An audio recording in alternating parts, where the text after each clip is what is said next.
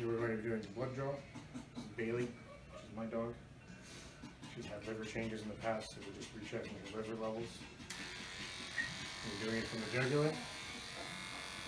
Shave.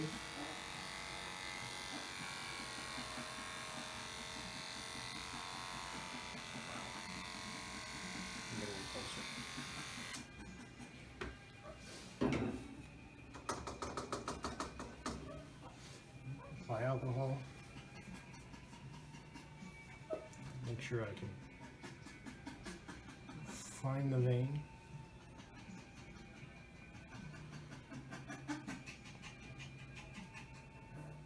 Right there. A new 22 gauge syringe. Bevel up.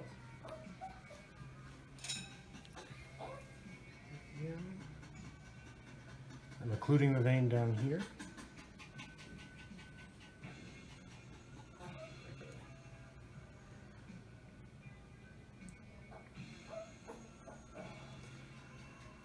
There it is. Pull back slowly, minimize the frothing of the blood. Lost it. There it is. A little more.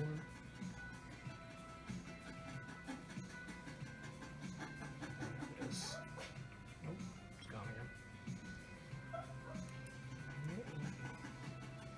Got it out. Holds it. Off the needle. So you don't push the blood back through the needle. Put it slowly into the blood tube. And cap it. And that's a blood draw. So, the buccal mucosal bleeding time. Our sterile lancet here. Snap the tab off. We've tied the lip back with gauze. We're going to angle it towards the mouth. Press it to it, but not hard. Okay. Start our timer.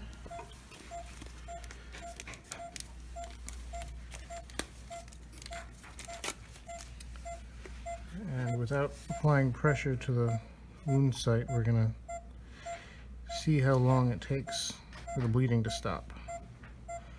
Should be between 2 and 4 minutes.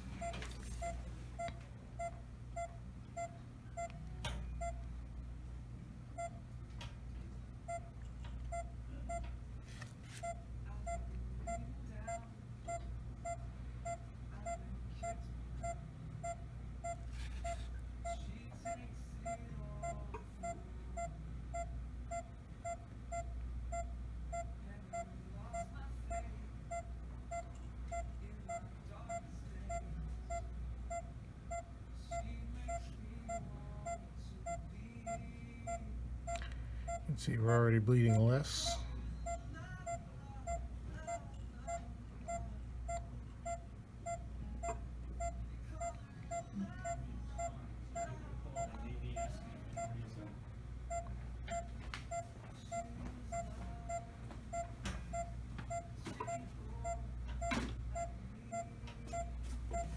Still just a little.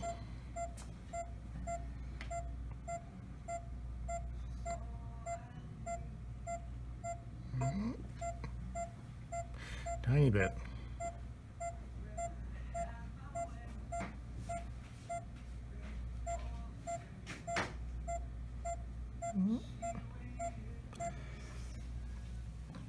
We're at 1:41 now. And it looks like we've stopped. 1:55. Good. Prepping a blood smear.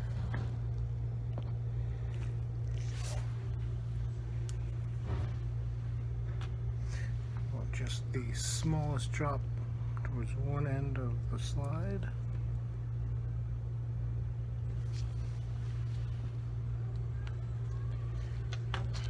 going to take our spreader slide about a 30-degree angle. We're going to back into the drop and then go forward. And back into the drop so it spreads across the front of the slide.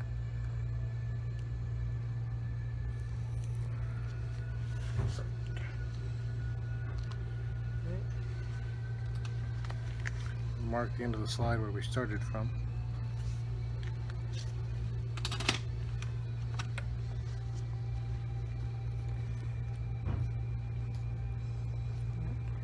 And you can see where it feathers out at the end there. That's where we're going to be reading from. It seems pretty dry.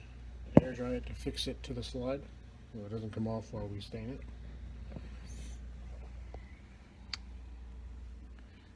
And here we have our staining kit. 2, 3. Start over here with number 1 for 5 seconds. 1 Mississippi, 2 Mississippi, 3 Mississippi, 4 Mississippi, 5 Mississippi. 1 Mississippi, 2 Mississippi, 3 Mississippi, 4 Mississippi, 5 Mississippi. And the right stain. 1 Mississippi, 2 Mississippi, 3 Mississippi, 4 Mississippi, 5 Mississippi. Here's the distilled water we will be rinsing it off with.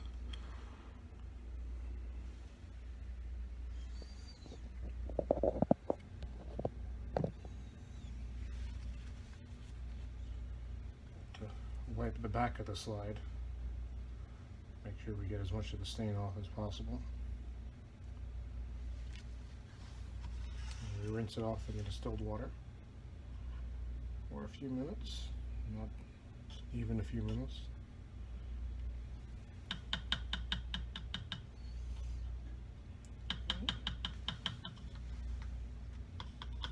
And then we set it upright to dry. We set it with the non-feathered edge down, so the water drips down and away from the part we're actually going to be reading.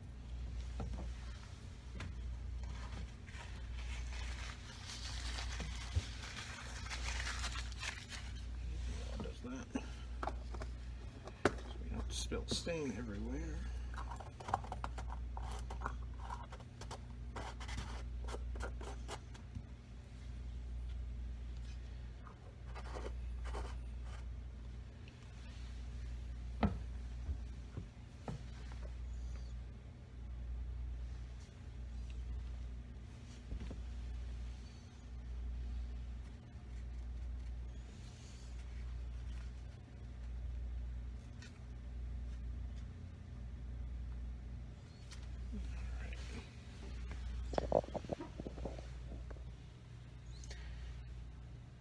Put it on the microscope.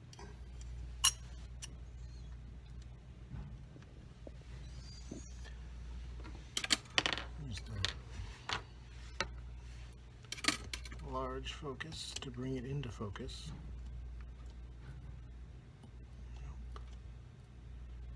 There it is.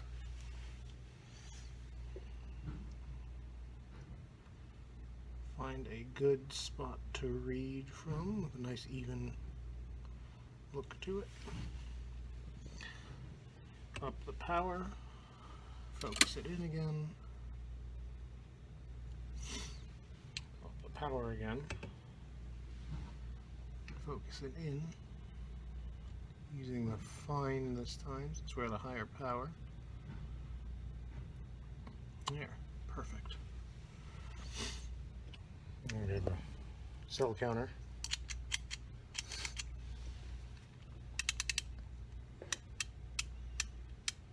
And from there we would go and we would count the different types of cells we see.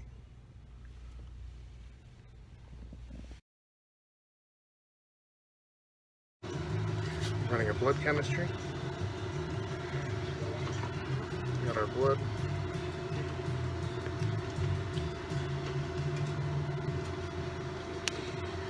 I have the test open first.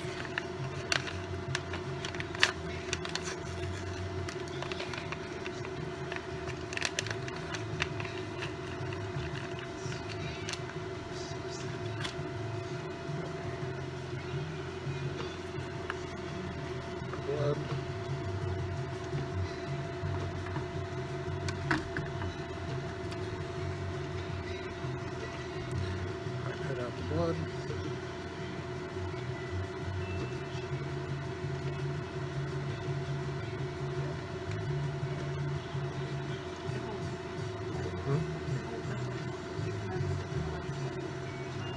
It's okay.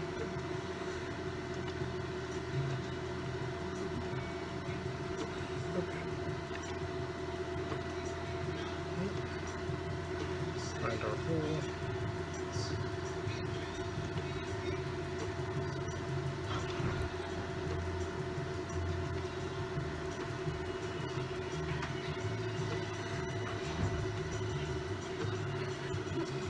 Okay.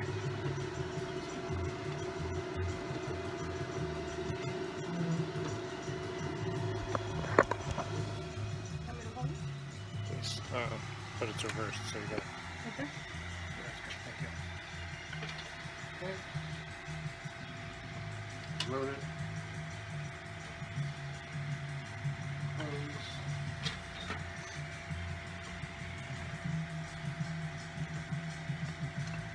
Log. You enter the patient ID. Sure. And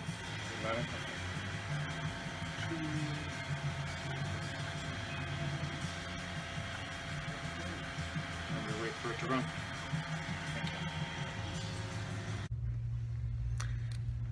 Here are our results for our chemistry. Get it in there.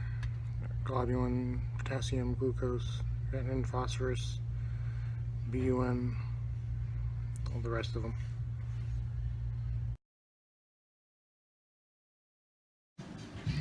The ELISA snap test. You need me? Oh, I thought you needed me. Yeah.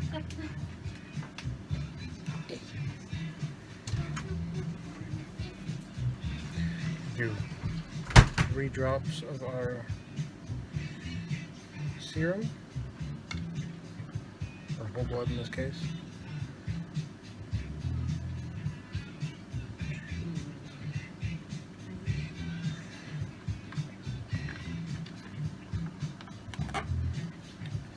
And 4 drops of a conjugate.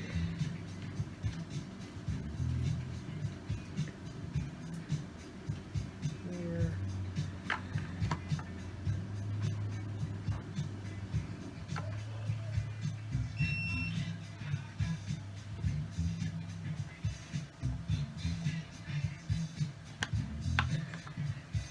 Invert it a few times.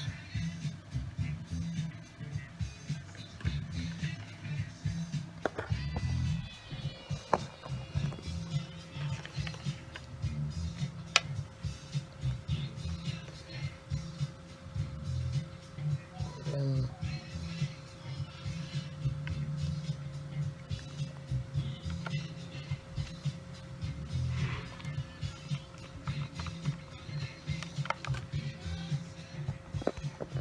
hits this dot up here. We're gonna stop it.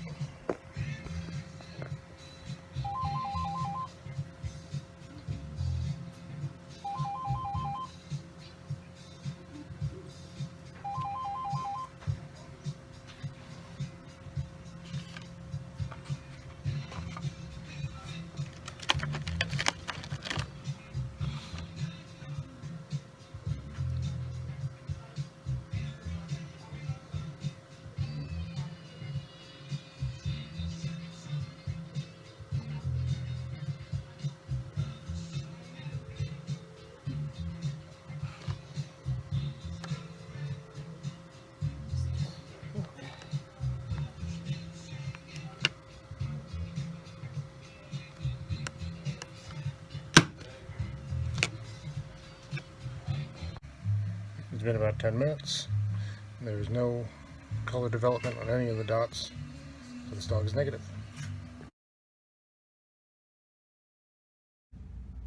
Our packed cell volume test, a non-coagulated blood.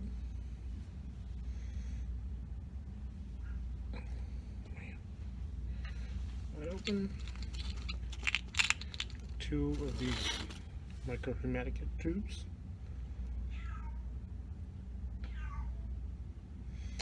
fill them.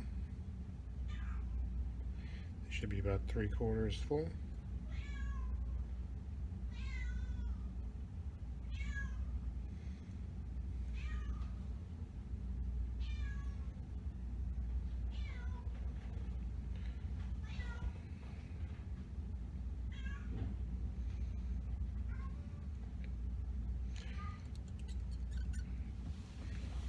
Towel to wipe off the outside.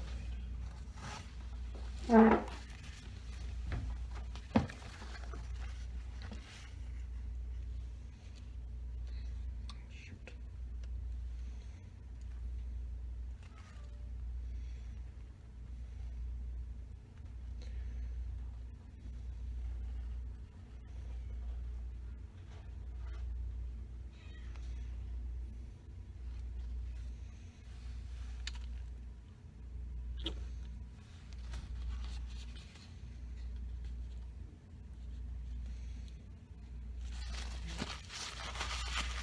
Wipe off the outside. Plug the other ends with clay.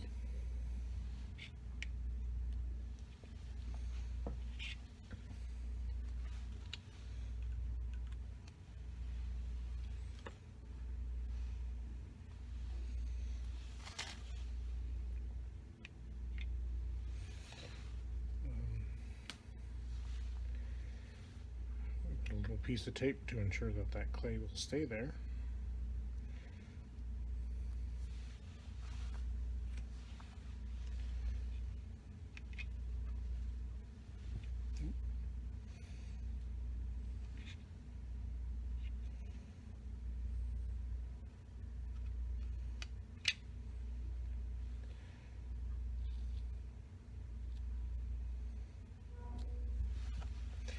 We have 2 tubes so that they're balanced while they get centrifuged.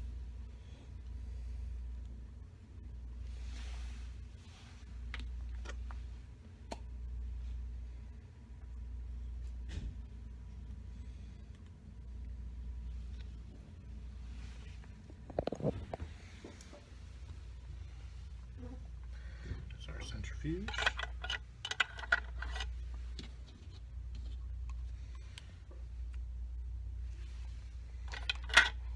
One in the other.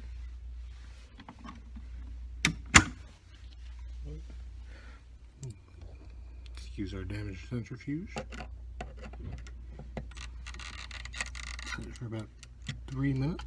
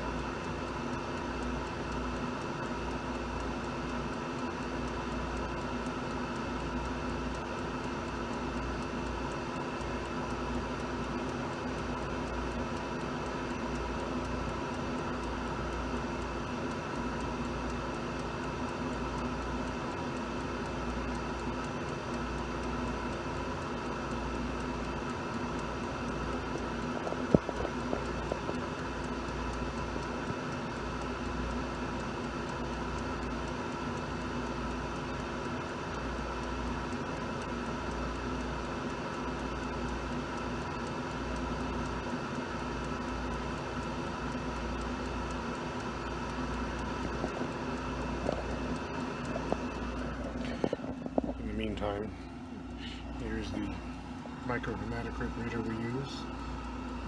It measures the ratio of the packed cells to the serum that we get out of it. It's easy enough to read.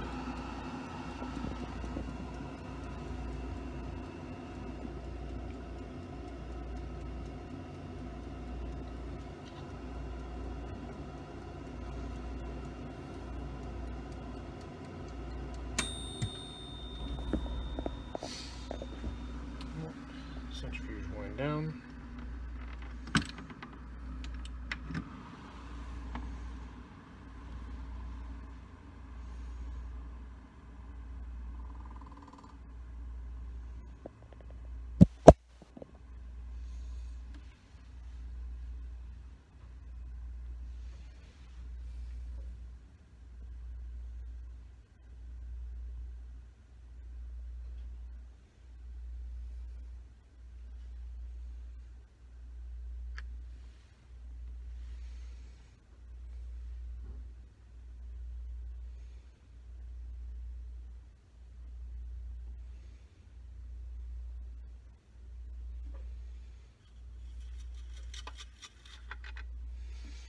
Since they're both the same sample, we really only have to use one.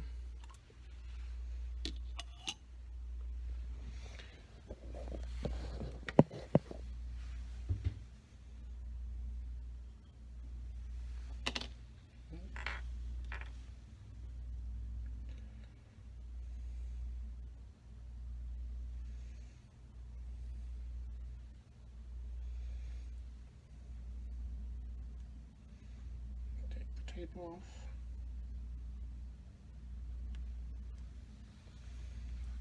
Okay, and you can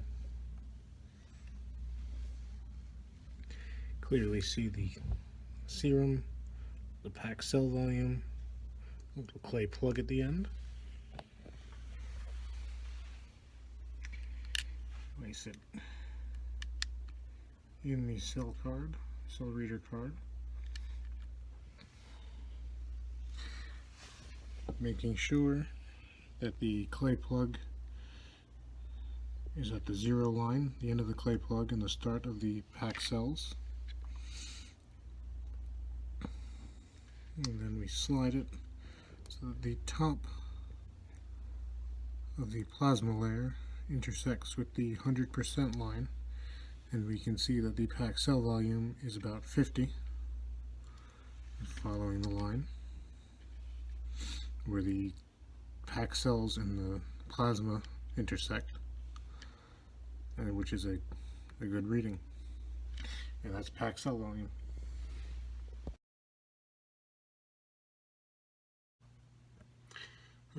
Care and maintenance of a microscope.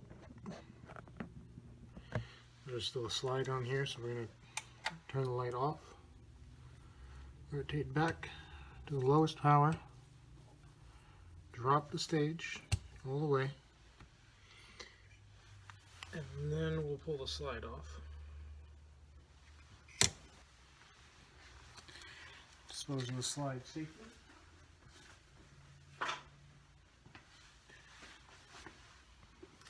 And then we're going to use our lens paper to wipe the lenses off. We can use high power. I'll wipe the eyepiece off too.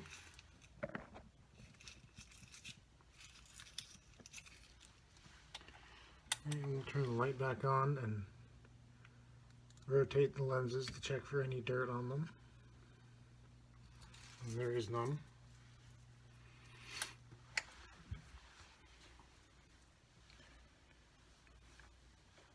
And usually we have to dust off the shade for the light.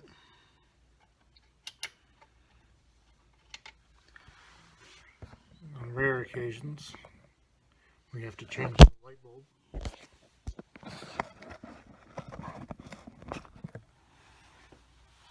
Which we do.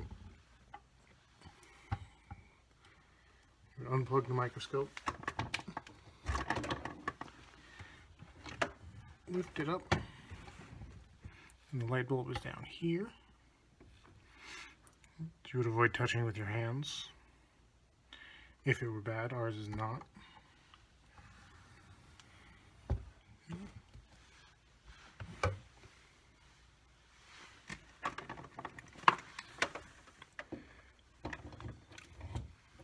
And ours is stored right here, out of the way, and easy to get to. And that's that.